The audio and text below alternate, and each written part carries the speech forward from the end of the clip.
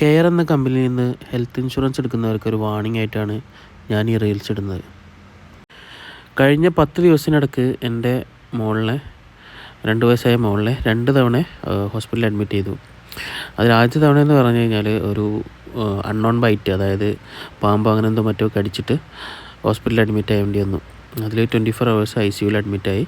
നമ്മൾ ക്യാഷ്ലെസ് ക്ലെയിമിന് കൊടുത്തപ്പോൾ pre existing disease ആണെന്ന് പറഞ്ഞിട്ട് അവർ അത് റിജക്റ്റ് ചെയ്തു. നിങ്ങൾക്ക് റീഎംബേഴ്സിന് കൊടുക്കാമെന്ന് പറഞ്ഞു. സെയിം ഒരു 4-5 days കഴിഞ്ഞ് എനിക്ക് മോൾക്ക് പനിയും കാര്യങ്ങളും വന്നു, അഡ്മിറ്റാക്കി. അതിൽ ബ്ലഡ് ടെസ്റ്റൊക്കെ ചെയ്തപ്പോൾ ഇൻഫെക്ഷൻ ഉണ്ട് ബ്ലഡിൽ എന്ന് പറഞ്ഞു. ഡോക്ടർ ആൻറ്റിബയോട്ടിക് എടുക്കണം, IV ആയിട്ട് ആൻറ്റിബയോട്ടിക് എടുക്കണം എന്ന് പറഞ്ഞു. അതിനും നമ്മൾ ക്യാഷ്ലെസ് ക്ലെയിമിന് കൊടുത്തപ്പോൾ അതിലും അവർ പ്രീ എക്സിസ്റ്റിംഗ് ഡിസീസ് ആണെന്ന് പറഞ്ഞിട്ട് റിജക്റ്റ് ചെയ്തു. അപ്പോൾ ഈ ഇൻഷുറൻസ് എടുക്കുന്നവർ ഒരു പ്രത്യേകം ശ്രദ്ധിക്കുന്നത് വളരെ നന്നായിരിക്കും എന്നുള്ളൊരു വാർണിംഗ് ആണ് നിങ്ങൾക്ക് എനിക്ക് തരാനുള്ളത്.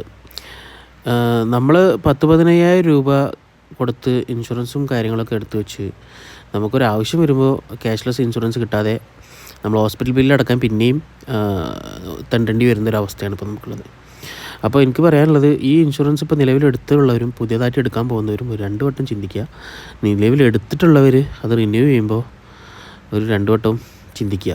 കാരണം നിങ്ങളിപ്പോൾ ക്ലെയിം ചെയ്തിട്ടില്ല, പക്ഷേ ക്ലെയിം ചെയ്യാൻ പോകുമ്പോൾ ഇതാണ് അവസ്ഥ.